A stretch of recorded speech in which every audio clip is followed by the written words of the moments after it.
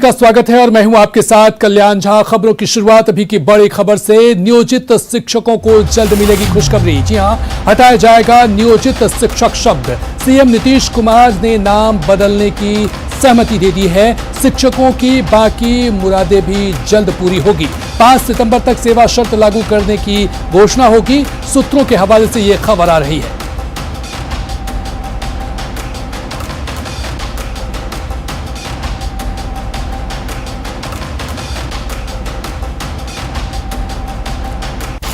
अब इस खबर को जरा समझिए। शिक्षा विभाग ने सेवा शर्त तैयार कर लिया है। सिर्फ कैबिनेट की बैठक में मंजूरी लगने का इंतजार है। कैबिनेट की बैठक के बाद इस पर मुहर लग जाएगी। नियोजित शिक्षकों को स्थानांतरण का लाभ मिलेगा, इसकी घोषणा की गई है। नियमित शिक्षकों की तहत हर लाभ इन शिक्षकों को, नियोजित शिक्षकों को मिलेगा और इससे 4.25 लाख नियोजित शिक्षकों को फायदा मिलेगा। उधर नालंदा में पंचाने नदी उफान पर है। सोसराय में नदी पर बना डायवर्सन पानी के दबाव के कारण ध्वस्त हो गया। डायवर्सन के ध्वस्त होने के बाद गाड़ियों के आवागमन को रोक दिया गया है। सलेमपुर के पास पंचाने नदी का पानी पुल के ऊपर से बह रहा है। नदी में अचानक आए उफान से लोग डरे हुए हैं। तो नदी पर बना डायवर्सन ध्वस्त हो गया है। पानी का रफ्तार तेज है। ऐसे में लोग, इलाके के जो लोग हैं वो डरे सहमे हुए हैं। उफान पर पंचाने नदी और इलाके में दहशत का माहौल है।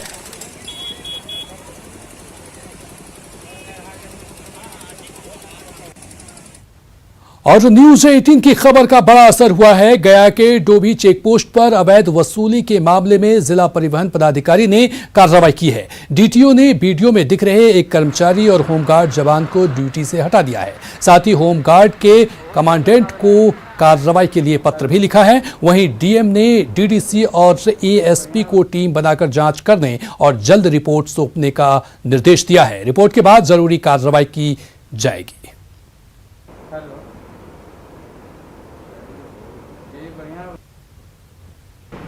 और एक हम अपने स्तर से भी वहाँ पर जो इन्फोर्समेंट रहते हैं प्रवर्तन पदाधिकारी, उनको भी हमने की जांच कर दिया है कि कब का वीडियो है, किनके पाली में वीडियो बना, कैसे क्या कौन लोग वहाँ पर थे कि नहीं थे, इन सारे तथ्यों पर आएगा और फिर जांच सच्चाई होगी तो उनके खिलाफ कानूनी कार्रवाई भी की जाएगी। आगे बढ़ेंगे अगली खबर की तरफ। तेजस्वी यादव के आरोपों पर स्वास्थ्य मंत्री मंगल पांडे ने पलटवार किया है। उन्होंने कहा कि तेजस्वी भ्रम की स्थिति पैदा कर रहे हैं। उन्होंने कहा कि मैं अब भी बयान पर कायम हूं और सदन में मेरा बयान सही था। उन्होंने सीएम के प्रेस रिलीज दिखाने पर तेजस्वी को कहा कि प्रेस रिलीज में एक दिन में आरटीपीसीआर से 6100 जांच का दावा किया गया है, न कि कुल आंकड़े को बताया गया है। उन्होंने तेजस्वी को महामारी के नाम पर सियासत नहीं करने की बात कही है। मैंने बयान सदन में दिया था। विभाग ने पूरी जो काम की थी, जो जानकारी इकट्ठा की थी और यह पूरी तरीके से सही था। और जो उस दिन सदन में मैंने आंकड़ा दिया था, वो आंकड़ा आज नेता प्रतिपक्ष ने मेरे बयान को पूरी तरीके से मीडिया के मित्रों के सामने अपने लैपटॉप से सुनाया है कि लगभग 3.25 लाख जांच आरटीपीसीआर से हुए हैं, लगभग 1,10,000 जांच ट्रूनेट से हुए हैं और 1,78,000 के करीब रैपिड टेस्ट से हुए हैं। मैं फिर कह रहा हूं कि उस दिन तक इतनी जांचें हुई थी। भ्रम उसमें पैदा कर दिया कि माननीय मुख्यमंत्री जी ने 6100 जांच कहा है। बहुत साफ तौर पे नेता प्रतिपक्ष समझ लें कि 6100 जांच के बारे में माननीय मुख्यमंत्री जी ने एक दिन के आरटीपीसीआर की क्षमता के बारे में बताई है और 6100 आरटीपीसीआर और 4400 ट्रू नेट के जांच के बारे में कुल मिला के इस पद्धति से 10,500 सैंपल प्रतिदिन जांच की बात माननीय मुख्यमंत्री जी ने बताई है। ये बात नेता प्रतिपक्ष को समझना चाहिए, गलत बयान नहीं देना चाहिए।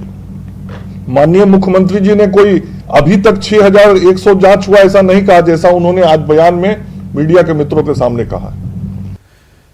बता दें कि कोरोना की जांच पर तेजस्वी यादव ने मंगल पांडे पर झूठा आंकड़ा पेश करने का आरोप लगाया था। उन्होंने कहा कि मंगल पांडे ने सदन में 3,25,000 आरटीपीसीआर जांच की बात कही थी, जो गलत है। सीएम ने सिर्फ 6,100 जांच की बात कही है।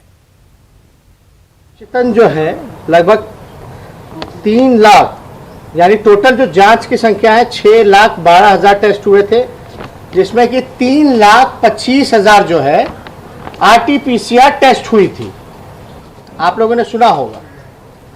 तो हम ये दोबारा भी हमने देखा होगा वीडियो में, हमने पूछा क्योंकि हम जान रहे थे कि ये लोग झूठ बोल रहे हैं, धोखा दे रहे हैं, आंकड़ों के साथ फर्जीवाड़ा कर रहे हैं, आंकड़े छुपा रहे हैं। हम जानते थे, इसलिए जानबूझ के हमने मंगल पांडे जी को कहा कि आंकड़े जो है थोड़ा फिर से दोहराइए। और ये जो आंकड़े जो हैं हम 2 अगस्त तक का बता रहे हैं।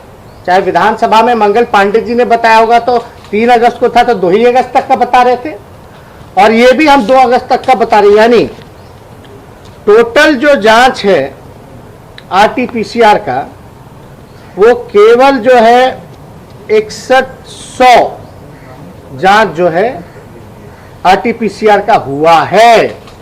ये मुख्यमंत्री जी का प्रेस रिलीज है। वही तेजस्वी यादव के आरोपों पर सियासत तेज हो गई है। कांग्रेस ने जहां तेजस्वी यादव का समर्थन किया है, तो वहीं एनडीए ने तेजस्वी पर आंकड़ों का खेल खेलने का आरोप लगाया है। जनता के लिए सरकार झूठ के बुनियाद पर टिकी हुई है। जो आने वाले 2 महीना में जो पुल ध्वस्त हो रहा है, अप्रोच ध्वस्त हो रहा है, अब सरकार ध्वस्त हो जाएगा। तेजस्वी यादव का कोई मुद्दा नहीं है। कल कह दिए कि भ्रष्टाचार के विश्व पितामह है नीतीश कुमार जी। अरे भ्रष्टाचार के विश्व पितामह आपके पिताजी है, होटवार जेल में है। खिसियानी बिल्ली खंभा नोचे। तेजस्वी यादव को जब कुछ नहीं मिल रहा है तो आंकड़ों पर चले गए। तेजस्वी यादव को बिहार के स्वास्थ्य मंत्री मंगल पांडे से और बिहार की जनता से माफी मांगना चाहिए कि जो 10,000 पर सवाल उठाते थे, आज हम लाख का आंकड़ा को छू रहे हैं। उधर केंद्रीय कानून मंत्री रविशंकर प्रसाद ने पटना के पीएमसीएच का दौरा किया और कोरोना को लेकर अधिकारियों के साथ बैठक की। बैठक के बाद रविशंकर प्रसाद पीपीई किट पहनकर कोविड वार्ड में भी गए और वहां भर्ती मरीजों का हाल जाना। रविशंकर प्रसाद के साथ अस्पताल के अधीक्षक, प्राचार्य और डॉक्टर भी मौजूद रहे। केंद्रीय कानून मंत्री रविशंकर प्रसाद आज पटना सिटी के नालंदा मेडिकल कॉलेज भी गए। रविशंकर प्रसाद ने व्यवस्था का जायजा लिया और अस्पताल प्रशासन को 250 पीपीई किट, ग्लव्स और मास्क भी दिए। इस दौरान केंद्रीय मंत्री ने मेडिकल कॉलेज के प्राचार्य, अस्पताल अधीक्षक समेत सीनियर डॉक्टरों के साथ बैठक की और अस्पताल की व्यवस्था पर संतोष जताया। रविशंकर प्रसाद ने कहा कि कोरोना मरीजों के बेहतर इलाज को लेकर वो लगातार राज्य सरकार के साथ कोऑर्डिनेट कर रहे थे।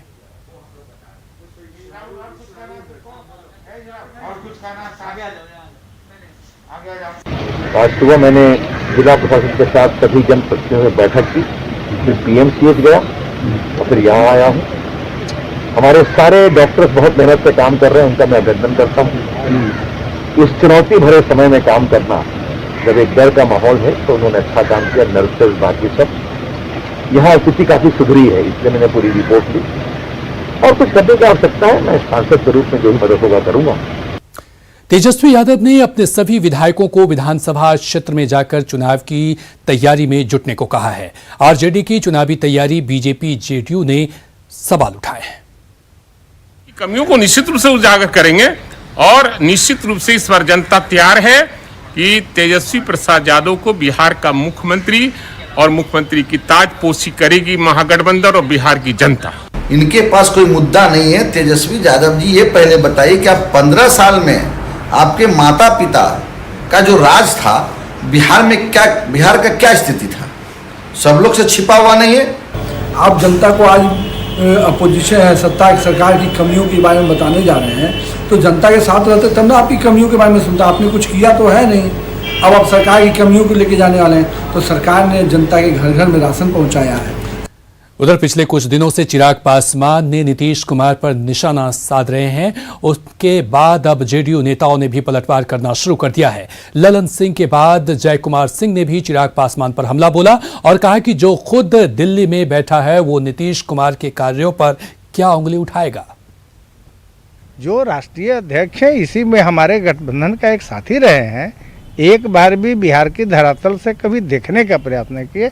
दिल्ली से असेसमेंट किस प्रकार की कर रहे हैं, आखिर करना क्या चाहते हैं आप? जिस प्रकार की उनकी भाषा चल रही है, नहीं लगता है कि सहयोगी की भाषा है, और बहुत ये गलत है। जहां देश और दुनिया नीतीश कुमार जी को प्रशंसा कर रहे हैं।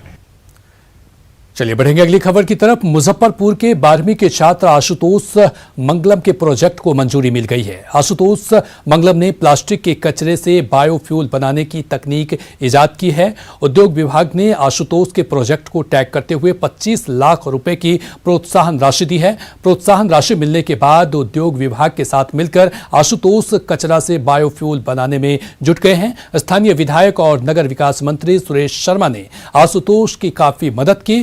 उनके प्रयास से ही इस प्रोजेक्ट को मंजूरी के लिए केंद्र सरकार के पास भेजा गया। बता दें कि प्लास्टिक कचरे को 100 डिग्री तापमान पर ऑक्सीजन की गैर मौजूदगी में पिघलाने पर एलपीजी और इथीन गैस तैयार होती है, जिसकी क्वालिटी काफी बेहतर होती है। डीआईसी ने भी इसे अप्रूव किया, तो अब हमें लग रहा है कि हमारा जो सपना था, हमारा जो प्लास्टिक से पेट्रोल का एक कॉन्सेप्ट था नए तरीकों से, वो अब साकार होने जा रहा है। बहुत अच्छा लग रहा है कि एक हमारा जो कॉन्सेप्ट था, हमारी team gravity agro and energy, उसमें जितने भी लोग थे, इन सब के मेहनत के कारण ही आज यह प्रोजेक्ट जमीन पर उतर पाया है। लड़कों ने काफ़ी मेहनत की है। 18 साल से कम उम्र का बच्चा और इसमें इतना एक इनोवेटिव आइडिया लेकर आया है, तो प्रोत्साहन देने से इनकी हिम्मत भी बढ़ती है और आने वाले समय में कुछ नए लड़के भी नए प्रोजेक्ट पर काम करेंगे। 1 अगस्त से अनलॉक 3 शुरू होने के बाद कई तरह की रियायतें दी गई, लेकिन पब्लिक ट्रांसपोर्ट सेक्टर को कोई छूट नहीं मिली। छूट न मिलने से ट्रांसपोर्टर परेशान हैं। गाड़ी मालिकों का कहना है कि अब उनके पास इतने भी पैसे नहीं बचे कि ईएमआई दे सकें, लेकिन बैंक की तरफ से लगातार दबाव बनाया जा रहा है, जिसके बाद ट्रांसपोर्ट एसोसिएशन के लोगों ने मुख्यमंत्री, उप मुख्यमंत्री और परिवहन विभाग को आवेदन देकर सरकार से मदद की गुहार लगाई है। भी चौपट हो गया है और आम जनता भी इससे बहुत परेशान है। सरकार को हम लोग, मुख्यमंत्री, डिप्टी सीएम, सब जगह हम लोगों ने चिट्ठी दिया है, लेकिन मतलब इस पर विचार करने की ज़रूरत है। बहुत भारी घोर संकट, जितने भी कर्मचारी हैं वो सब बेरोजगार हो चुके हैं। आज एक बस मालिक ने खुदकुशी कर लिया, उसका भी अखबार में, राजस्थान का एक बस मालिक, उसने आत्महत्या कर लिया और किस्त नहीं दे पा रहा था। हम लोगों के पास टैक्स का पैसा नहीं है, इंश्योरेंस का पैसा नहीं है। उधर स्पेशल ट्रेन से घर आने वाले यात्रियों को कई परेशानियों का सामना करना पड़ रहा है। दूसरे राज्यों से गया जंक्शन पर उतरे नवादा, शेरघाटी या दूर दराज के ग्रामीण इलाकों में रहने वाले लोगों को काफी परेशानियों का सामना करना पड़ रहा है, क्योंकि लॉकडाउन के कारण गाड़ियां नहीं चल रही है। ऑटो वाले 100 की जगह 300 रुपये किराया वसूल रहे हैं। मजबूरी में लोगों को ज्यादा किराया देना पड़ रहा है। प्रदेश से आने वाले लोगों से घर पहुंचाने के लिए व्यवस्था करने की मांग की गई है। वहाँ पे अभी मांग रहा है 300 रुपया आदमी पीछू। कहाँ जाना है? नेवादा जाना है।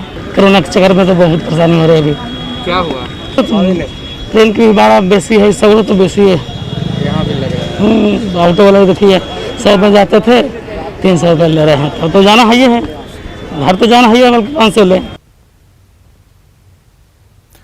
और अब बात सुशांत केस की। सुशांत केस में सुप्रीम कोर्ट में सभी पक्षों को जवाब दाखिल करना था। सभी पक्षों ने लिखित में अपना अपना जवाब दाखिल कर दिया। 5 पक्षों के जवाब में जो सबसे बड़ी बातें रही वो हम दिखाते हैं आपको।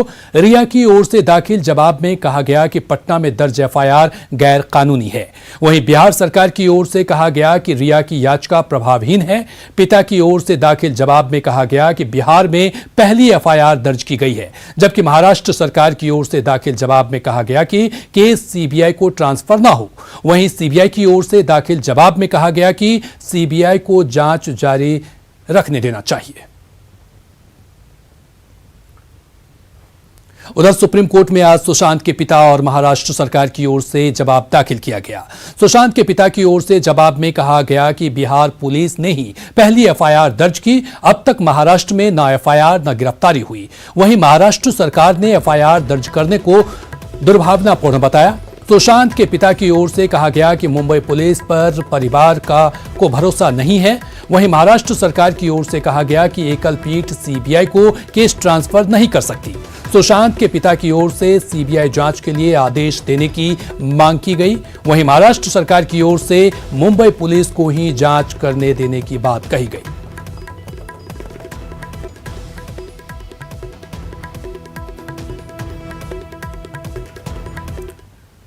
सुशांत के पिता के वकील विकास सिंह का दावा है कि इस मामले में किसी पावरफुल व्यक्ति का हाथ है, इसलिए मुंबई पुलिस सही से जांच नहीं कर रही है।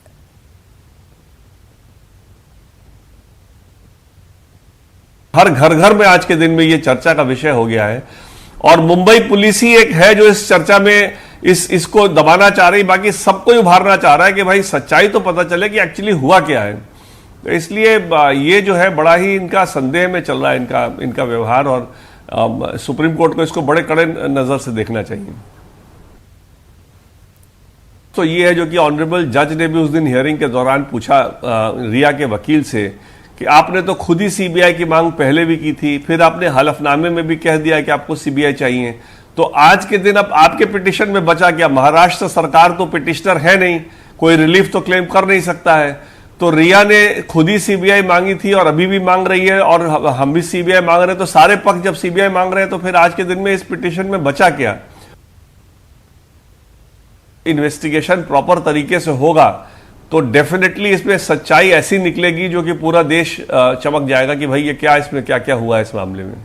वहीं इससे पहले बिहार सरकार और रिया चक्रवर्ती की ओर से सुप्रीम कोर्ट में लिखित दलील दी गई, जिसमें दोनों ओर से अपने अपने तर्क दिए गए। बिहार सरकार की ओर से कहा गया कि उन्होंने इस केस में एफआईआर दर्ज की है और जांच सीबीआई को सौंप दी गई है, इसलिए रिया की ट्रांसफर याचिका का कोई मतलब नहीं है और इसे खारिज किया जाए। साथ ही यह भी कहा गया कि मुंबई पुलिस राजनीतिक दबाव में एफआईआर दर्ज नहीं कर रही है। मुंबई पुलिस ने जांच में बिहार पुलिस का सहयोग नहीं किया। बिहार पुलिस ने कानून के दायरे में रहकर अपने क्षेत्राधिकार में ये एफआईआर दर्ज की है, क्योंकि ये शिकायत एक संज्ञेय अपराध की थी। वहीं रिया के वकील ने सुप्रीम कोर्ट में कहा कि बिहार सरकार की ओर से दर्ज एफआईआर गैर कानूनी है। बिना अधिकार क्षेत्र के बिहार सरकार ने एफआईआर को सीबीआई को ट्रांसफर कर दिया। इस मामले में उनके खिलाफ कोई भी सबूत नहीं है। सुशांत सिंह के पिता के सिंह ने जो आरोप लगाए वो बिना किसी आधार के हैं। बिहार पुलिस इस मामले में ज्यादा से ज्यादा 0 एफआईआर दर्ज कर सकती थी। उसकी ट्रांसफर याचिका सुनवाई योग्य है। उधर सुशांत की अमेरिका में रहने वाली बहन श्वेता सिंह कृति ने वीडियो संदेश जारी कर लोगों से अपील की है कि वो दुआ करें कि सुशांत को न्याय मिले। श्वेता कृति सिंह ने कहा कि सब एकजुट होकर सुशांत के लिए सीबीआई जांच की मांग करें ताकि सच सामने आ सके। तहे दिल से आप सबसे रिक्वेस्ट है कि हम एकजुट होकर सीबीआई इंक्वायरी की मांग करें, क्योंकि हमें सच जानने का हक है। Thank you. CBI for SSR please. तहे दिल से आप सबसे रिक्वेस्ट है कि हम एकजुट होकर सीबीआई इंक्वायरी की मांग करें, क्योंकि हमें सच जानने का हक है। Thank you. CBI for SSR please. और इसी के साथ फिलहाल इस बुलेटिन में इतना ही, लेकिन न्यूज 18 बिहार झारखंड पर खबरों का सिलसिला लगातार